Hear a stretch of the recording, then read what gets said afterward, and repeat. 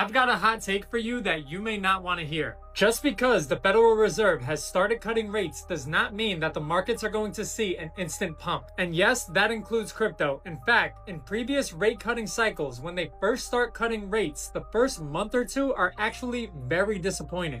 Everybody starts yelling that the bull run is here, but the data, yes, there's actually data to back this up, and it will tell you to actually take a step back and slow your roll because stocks and crypto don't always rip right after the first rate cut. Let's zoom out and take a look how rate cuts impacted the S&P 500 when it was near its all-time highs since 1980. So check this out. In the following month after rate cuts, the returns of the S&P 500 historically have been pretty lackluster. Sometimes they're up, sometimes they're down. Most of the time they are flat. But in the next 3 months, they start to look a little bit better despite this 19.8% drawdown from 1989. But in the next 6 months to the next year, it really starts to look good. You have a 100% chance based on historical data that the S&P 500 will be up pretty significantly. And the reason why this is because rate cuts are not the spark that lights the ignition. It is actually the Federal Reserve making risk management decisions. The Fed did not just say that they are cutting rates to zero right away. They are taking a prolonged approach. But unfortunately in crypto, people are super bullish. In fact,